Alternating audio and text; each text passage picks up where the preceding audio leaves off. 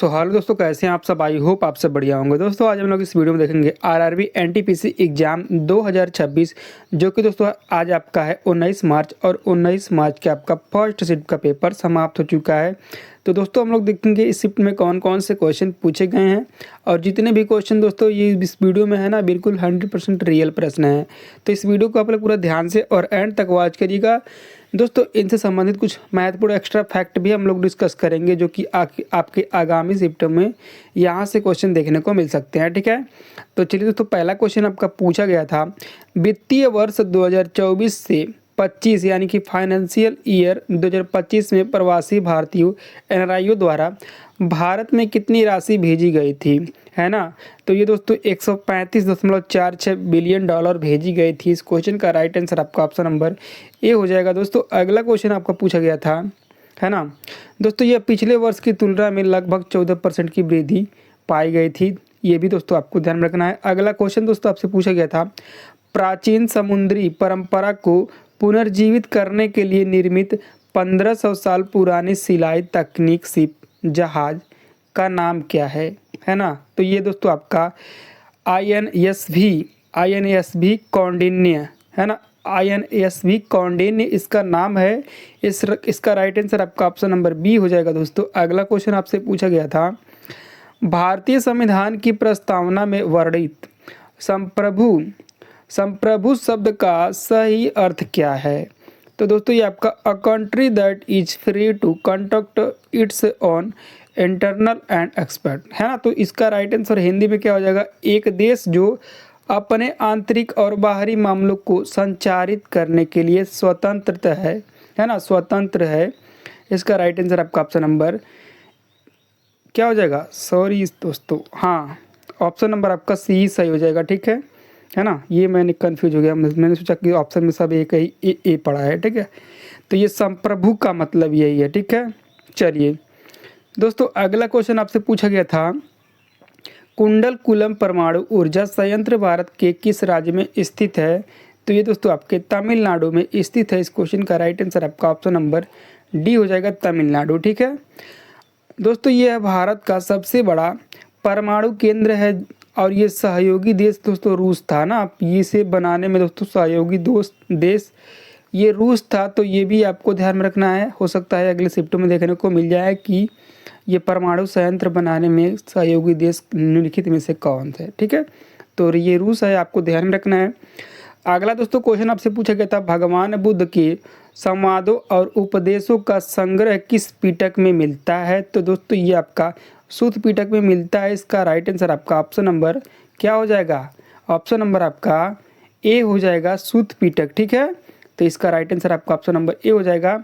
चलिए दोस्तों सूत पिटक की बात करें दोस्तों, तो इसमें बुद्ध की 1000 से अधिक सूत उपदेशों का संवाद है और यह 5 निकायों से विभाजित है। तो ये भी आपको ध्यान में रखना है। अगला दोस्तों क्वेश्चन आपसे पूछा गया था कि निम्नलिखित में से कौन सी पर्वत श्रेणी ट्रांस हिमालय का हिस्सा नहीं है। तो ये दोस्तों कौन सी पर्वत श्रेणी है। तो ये काराकोरम पर्वत श्रेणी है। तो इसका राइट आंसर आपका ऑप्शन नंबर बी हो जाएगा। दोस्तों इसे दोस्तों आपको ध्यान में रखना है। ठीक है, काराकोरम श्रेणी, है ना, काराकोरम श्रेणी ट्रांस हिमालय की सबसे उत्तरी और प्रमुख श्रेणी है ना। इसमें दुनिया की सबसे ऊंची दूसरी चोटी केटू स्थित है ना। तो ये भी दोस्तों आपको ध्यान में रखना है। दोस्तों अगला क्वेश्चन आपसे पूछा गया था, भारतीय संविधान के अनुच्छेद 156 के अनुसार राज्य के राज्यपाल को उनके पद से हटाने का अधिकार किसके पास होता है। तो ये भारत के राष्ट्रपति के पास होता है। इस क्वेश्चन का राइट आंसर आपका ऑप्शन नंबर सी हो जाएगा। दोस्तों अगला क्वेश्चन आपसे पूछा गया था, उत्तर गुप्त काल के इतिहास के संदर्भ में श्रेणी शब्द का क्या अर्थ होता है ना। तो इसका अर्थ क्या होता है, व्यापारियों और शिल्पकारों का एक संघ। ठीक है, तो राइट आंसर आपका ऑप्शन नंबर डी हो जाएगा। अगला दोस्तों क्वेश्चन आपसे पूछा गया था, बास्केटबॉल में मैन टू मैन डिफेंस की मुख्य परिभाषा क्या होती है। तो ऑप्शंस आपकी क्या हो जाएगा, पूरे ऑप्शंस नहीं लिखे हैं। ठीक है दोस्तों, खिलाड़ियों को एक विशिष्ट आक्रामक खिलाड़ी की रक्षा करने का काम सौंपा जाता है, उसे ही मैन टू मैन डिफेंस कहा जाता है। ठीक है, ऑप्शंस आपके मतलब नहीं मिल पाए हैं, ठीक है। तो इसका राइट आंसर यही हो जाएगा, ठीक है, और यही दिया गया था।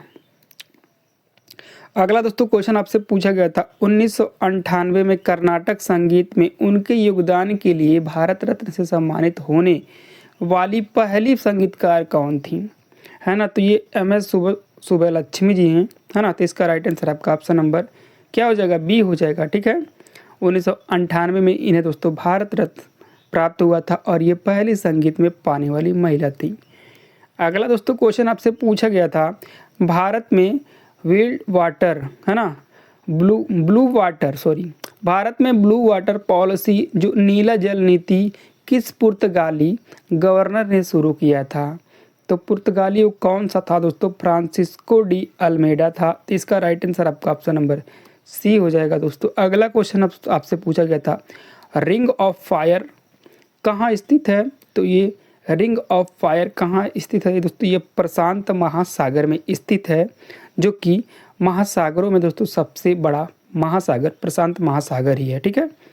इसका आकार दोस्तों घोड़े की नाल जैसा है ना। तो ये भी दोस्तों आपको याद रखना है किसका, रिंग ऑफ फायर की, ठीक है। प्रशांत महासागर के किनारे पश्चिमी तट पे दोस्तों जापान, फिलीपींस, न्यूजीलैंड, है ना, न्यूजीलैंड से पूर्वी तट अमेरिका, चिली तक ये फैला हुआ है। तो ये देश के नाम भी दोस्तों आपको ध्यान में रखना है। क्वेश्चन बन सकता है कि निम्नलिखित में से कौन सा प्रशांत महासागर में नहीं फैला हुआ हो। आपके 3 को दे दिया जाएगा, एक अनदर कंट्री दे दिया जाएगा, है ना। तो ये देश भी आपको ध्यान में रखना है। अगला आपका क्वेश्चन पूछा गया था दोस्तों यह विश्व के 75% से अधिक सक्रिय ज्वालामुखी और अधिकांश भूकंप आते हैं। तो इसे भी दोस्तों आपको ध्यान में रखना है, ठीक है। क्योंकि दोस्तों कारण क्या है, क्योंकि टेक्टोनिक प्लेटों का टकराना इसमें होता है, तो इसीलिए इसका कारण यही है, ठीक है, भूकंप आने का, ठीक है। अगला दोस्तों क्वेश्चन आपसे पूछा गया था जब प्रकाश की एक समानांतर किरण पुंज अवतल दर्पण पर पड़ती है तो परावर्तित किरणें किस बिंदु पर अभिसारित होती हैं। तो मुख्य फोकस एफ पर होती हैं इस क्वेश्चन। इसका राइट आंसर आपका ऑप्शन नंबर ए हो जाएगा। अगला दोस्तों क्वेश्चन आपसे पूछा गया था जीन थेरेपी का उपयोग मुख्य रूप से किस प्रकार रोग के उपचार के लिए किया जाता है ना। तो ये आनुवांशिक रोग के लिए किया जाता है। इसका राइट आंसर आपका ऑप्शन नंबर बी हो जाएगा, आनुवांशिक विकार। अगला आपका क्वेश्चन पूछा गया था बहराम जी मलवाड़ी ने मुख्य रूप से किस सामाजिक प्रथा की उन्मूलन के लिए प्रथा अभियान चलाया था। तो ये दोस्तों बाल विवाह के लिए चलाया था। इसका राइट आंसर आपका ऑप्शन नंबर सी हो जाएगा दोस्तों। अगला क्वेश्चन आपसे पूछा गया था 2024 से 2025 के हालिया आर्थिक आंकड़ों के अनुसार विदेश में रहने वाले भारतीयों ने कुल राशि कितनी भेजी थी, है ना। तो कितनी भेजी थी दोस्तों बताइएगा। ये रिपीटेड क्वेश्चन आ गया, ठीक है। तो 135.46 बिलियन डॉलर भेजी थी, ठीक है। चलिए कोई बात नहीं। अगला दोस्तों क्वेश्चन आपसे पूछा गया था बास्केटबॉल में मुख्य केंद्रीय खिलाड़ी की स्थिति को क्या कहा जाता है। तो ये सेंटर कहा जाता है। इसका राइट आंसर आपका ऑप्शन नंबर ए हो जाएगा। अगला दोस्तों क्वेश्चन आपसे पूछा गया था वर्तमान में सैनिक काकू द्वीप का प्रशासन किस देश के पास है। तो ये जापान देश के पास है। इसका राइट आंसर आपका ऑप्शन नंबर बी हो जाएगा दोस्तों। अगला क्वेश्चन आपसे पूछा गया था कि चरमपंथी गरम दल गुट के मुख्य नेता कौन माने जाते हैं। ऑप्शंस आपके सामने है, या गोपाल कृष्ण गोखले, या दादा भाई नौरोजी, या बाल गंगाधर तिलक, या सुरेंद्र नाथ बनर्जी। तो इसका राइट आंसर आपका ऑप्शन नंबर सी हो जाएगा दोस्तों, क्या बाल गंगाधर तिलक, लाल बाल पाल, ठीक है। चलिए अगला दोस्तों क्वेश्चन आपसे पूछा गया था विधिक सेवा प्राधिकरण अधिनियम 1987 जो नासा एक्ट कब से लागू हुआ था, है ना। तो ये आपको बताना है कब से लागू हुआ था। तो दोस्तों ये आपका 9 नवंबर 1995 को लागू हुआ था। इसका राइट आंसर आपका ऑप्शन नंबर डी हो जाएगा। अगला दोस्तों क्वेश्चन आपसे पूछा गया था 2025 के अंत तक संयुक्त राज्य अमेरिका किस बीमारी को सार्वजनिक स्वास्थ्य खतरे के रूप में समाप्त करने का लक्ष्य रखा है, ठीक है। तो ये दोस्तों ये वायरल हेपेटाइटिस है ना, viral hepatitis A comma B comma C, ये 3 टाइप के होते हैं हेपेटाइटिस में, ठीक है। तो इसका दोस्तों इलाज ये कर रहा है, ठीक है ना, इसका लक्ष्य रखा है। चलिए दोस्तों, अगला क्वेश्चन आपसे पूछा गया था, भारत में पीएम सूर्य घर मुफ्त बिजली योजना के वित्त पोषण के किस अंतर्राष्ट्रीय संस्थान ने $1 बिलियन को कार्यक्रम का प्रस्ताव रखा है ना। तो ये दोस्तों विश्व बैंक ने रखा है। किसने? विश्व बैंक ने रखा है। तो इसका राइट आंसर आपका ऑप्शन नंबर बी हो जाएगा। चलिए दोस्तों, अगला क्वेश्चन आपसे पूछा गया था, हाल ही में प्रकाशित पुस्तक past present prospects India's natural green wall 2025 में किस पर्वत श्रृंखला की स्थिति की महत्व और संरक्षण पर चर्चा की गई है? तो ये बुक दोस्तों आपका अरावली पर्वत है ना। इसका राइट आंसर आपका ऑप्शन नंबर सी हो जाएगा। ये कौन सी पर्वत श्रृंखला है? अरावली पर्वत, जो कि ये कहाँ दोस्तों, राजस्थान दिल्ली में ये ज़्यादा है ना, ये थार मरुस्थल से, ठीक है। तो ये भी दोस्तों आपको याद रखना, अभी अरावली पर्वत ज़्यादा चर्चित में रही थी, ठीक है, क्योंकि उसे दोस्तों तोड़ा जा रहा है, ठीक है। चलिए दोस्तों, इसका पूरा नाम क्या है? The Aravalli range. दोस्तों ये अरावली पर्वत का पूरा नाम मैं नहीं बता रहा हूँ, ये पुस्तक का नाम क्या है ना, the Aravalli range past present and future prospects India's natural green wall, है ना। तो इस पुस्तक का पूरा नाम है यही, ठीक है। और ये लिखा किसने है? तो ये शर्मा एट ऑल ने लिखा है। तो ये भी दोस्तों आपको ध्यान रखना है, ऑथर ये शर्मा एट ऑल हैं, ठीक है। अगला क्वेश्चन दोस्तों आपसे पूछा गया था, भारतीय संविधान का 101वां संविधान संशोधन अधिनियम 2016 किससे संबंध रखता है ना।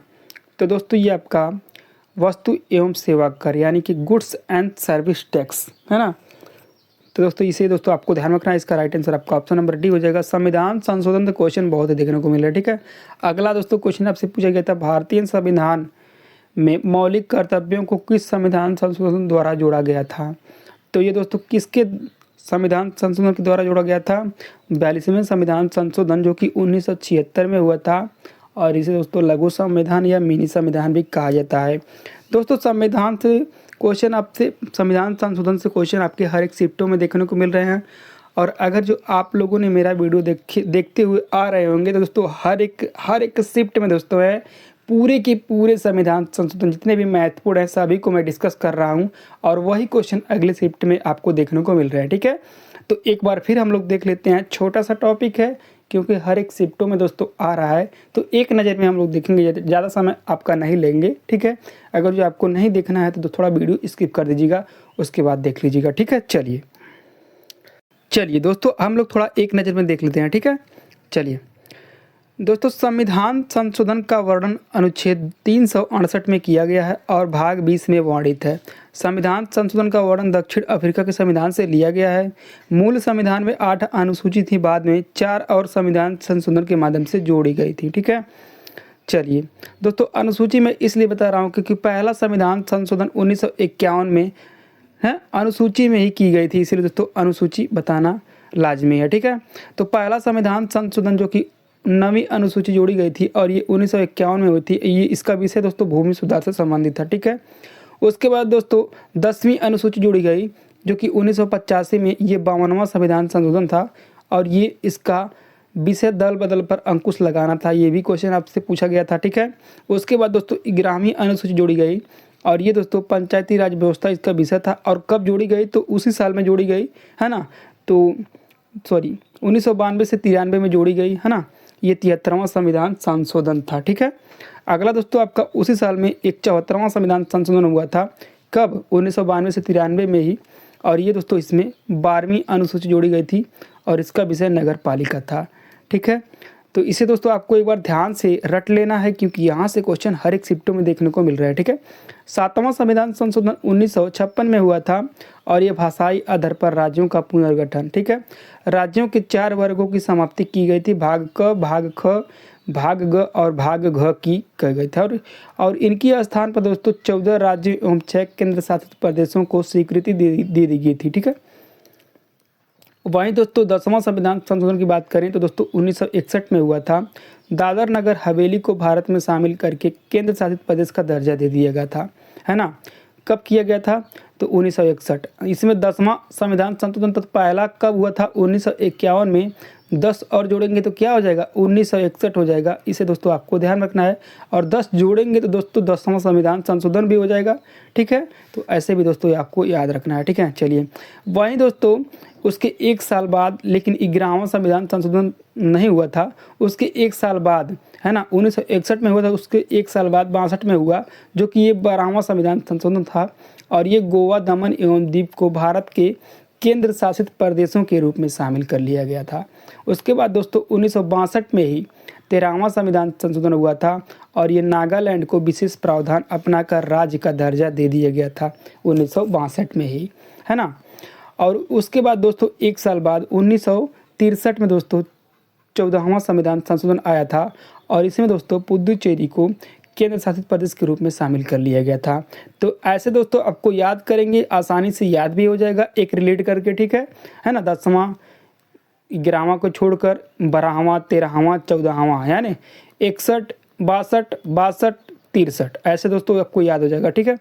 चलिए दोस्तों, अगला आपका है 18वां संविधान संशोधन, जो कि पंजाब का भाषाई आधार पर पुनर्गठन किया गया था, है ना। पंजाबी भाषाई क्षेत्र के आधार पर पंजाब का गठन किया गया था, और हिंदी भाषा के क्षेत्र पर हरियाणा का गठन किया गया था। और पर्वतीय क्षेत्र के आधार पर दोस्तों हिमाचल प्रदेश का गठन किया गया था। वहीं दोस्तों केंद्र शासित प्रदेश भी इन दोनों के लिए बनाया गया था, तो ये चंडीगढ़ बनाया गया था, है ना। चलिए दोस्तों, अगला आपका है 21वां संविधान संशोधन। सिंधी भाषा को 8वीं अनुसूची में 15वीं भाषा के रूप में शामिल किया गया, है ना। मूल संविधान में दोस्तों 14 भाषा ही थी, है ना। अब दोस्तों 22 भाषा हो गई। पूरे 8 भाषा को संविधान संशोधन के माध्यम से जोड़ा गया था। और ये 8 भाषा आपकी यही हैं, ठीक है। 21वां संविधान संशोधन में दोस्तों सिंधी भाषा जोड़ी गई थी, मोस्ट इम्पोर्टेंट। और 71वां संविधान संशोधन में दोस्तों नेपाली, मणिपुरी, कोंकणी, यानी कि नमक, इसे शॉर्टकट में नमक कहते हैं, नेपाली, मणिपुरी, कोंकणी, ठीक है दोस्तों। और ये 92वां संविधान संशोधन में दोस्तों बोडो, डोंगरी, मैथिली और संथाली जोड़ी गई थी, जो कि ये भी दोस्तों क्वेश्चन आपसे पूछा गया था, ठीक है। तो ये दोस्तों आपको ध्यान में रखना है। इसे दोस्तों बोर्ड मार्क्स के तरीके से दोस्तों याद कर लेंगे भाषाओं, ठीक है। तो ये 8 भाषा हो गई। अगला दोस्तों क्वेश्चन आपसे अगला दोस्तों आपका है 22वां संविधान संशोधन, जो कि 1969 में हुआ था। और इसके द्वारा असम से अलग करके एक नया राज्य मेघालय बनाया गया था। अगला दोस्तों आपका 36वां संविधान संशोधन, जो कि 1975 में हुआ था।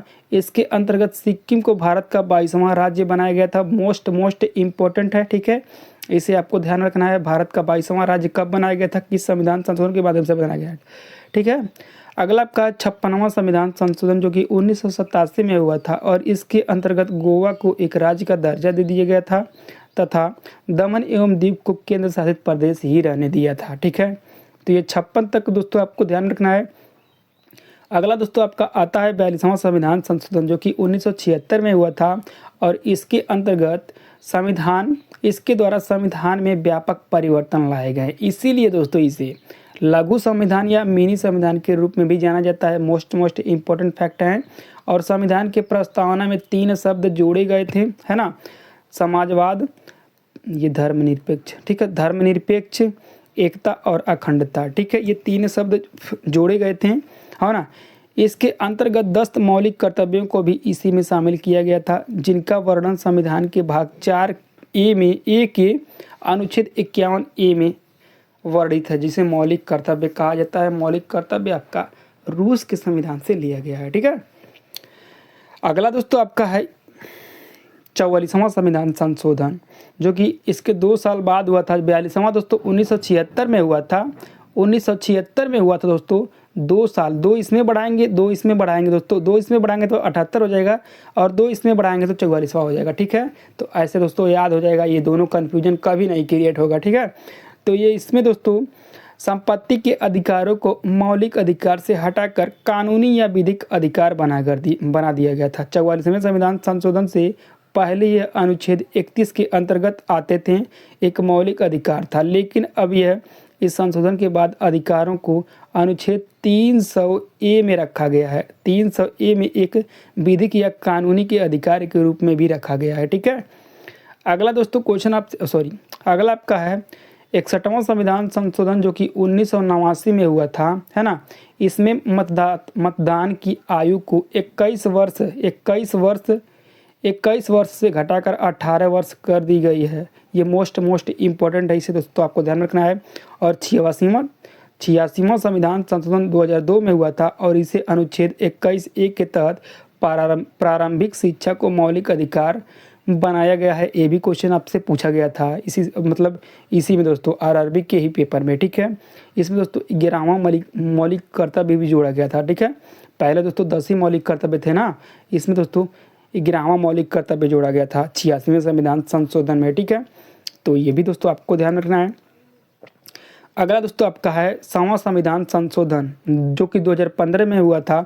इसके अंतर्गत भारत बांग्लादेश भूमि हस्तांतरण दोनों देशों में सहमति से भूमि आदान प्रदान की गई थी। ठीक है, और इसके बाद दोस्तों आपका 101वां संविधान संशोधन हुआ था और ये 1 जुलाई 2017 इसके अंतर्गत जीएसटी को लागू कर दिया गया था। और ये दोस्तों विधेयक कौन सा था, अभी ये क्वेश्चन आपसे पूछा गया था। ठीक है, तो विधेयक आपको ध्यान रखना है, ये विधेयक कौन सा था, तो 122वां संविधान संशोधन विधेयक था, मोस्ट इम्पोर्टेंट है। उसके बाद दोस्तों 102वां संविधान संशोधन के माध्यम से 2018 में राष्ट्रीय पिछड़ा वर्ग आयोग के संवैधानिक दर्जा दिया गया और इसे दोस्तों 11 अगस्त 2018 को लागू कर दिया गया था। और ये दोस्तों 123वां संविधान संशोधन विधेयक था, ये भी दोस्तों आपको ध्यान में रखना है ना। अगला दोस्तों आपका है 103वां संविधान संशोधन जो कि इसके अंतर्गत सामान्य वर्ग की आर्थिक रूप से पिछड़े लोगों के लिए शैक्षणिक संस्थाओं व नियुक्तियों में 10% आरक्षण देने की घोषणा की गई थी और ये 12 जनवरी 2019 को लागू कर दिया गया था। और ये दोस्तों आपका विधेयक कौन सा था, 124वां संविधान संशोधन विधेयक था, मोस्ट इम्पोर्टेंट है। ठीक है, इसके बाद दोस्तों आपका 104वां संविधान संशोधन आया था जो कि लोकसभा व राज्यसभा विधानसभाओं में SC/ST समुदाय की आरक्षणों को 2030 तक बढ़ाने के लिए आया था ये। ठीक है, लोकसभा व राज्य विधानसभाओं में आंग्ल भारतीय समुदाय के लिए आरक्षण खत्म कर दिया गया था 104वां संविधान संशोधन में। ठीक है, 104वां संविधान संशोधन में ये खत्म कर दिया गया था और ये विधेयक 126वां विधेयक था। ठीक है, 105वां संविधान संशोधन दोस्तों ये आपका,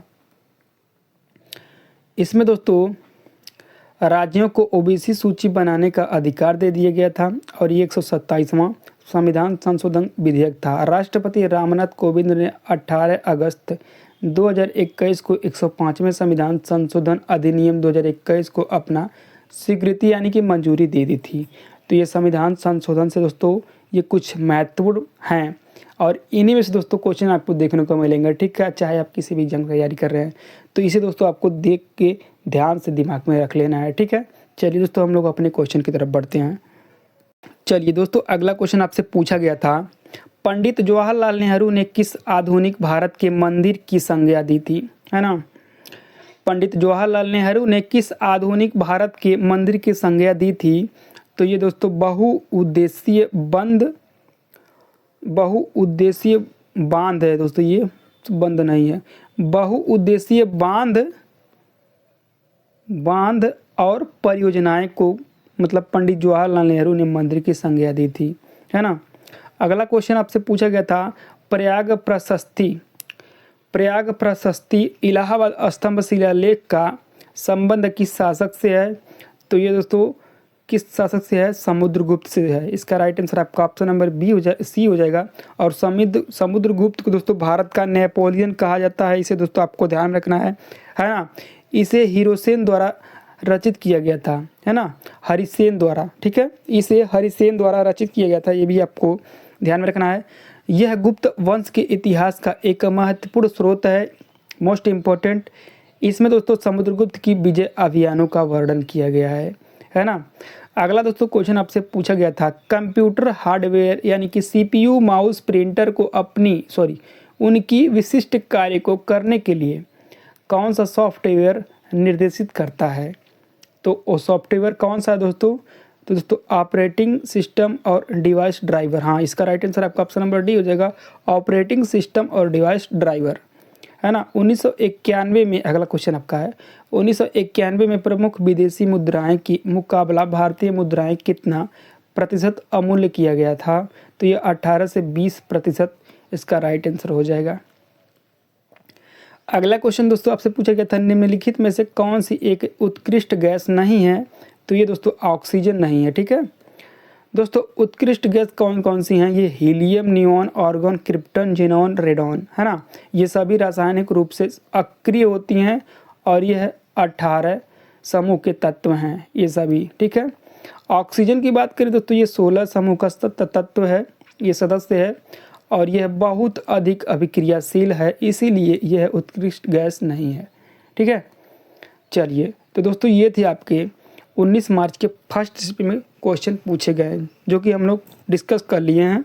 अगर जो कोई क्वेश्चन आपसे मतलब कोई आपको पता है छूट गया है तो आप लोग कमेंट करके बता सकते हैं कि ये भी क्वेश्चन पूछा गया था, ठीक है। तो दोस्तों आई होप आपको ये वीडियो पसंद आया होगा। थोड़ा दोस्तों हम लोग महत्वपूर्ण युद्ध से थोड़ा क्वेश्चन देख लेते हैं, नहीं दोस्तों युद्ध से नहीं ऑथर से देख लेते हैं, ठीक है। ऑथर से क्वेश्चन देखने को मिला है, ठीक है।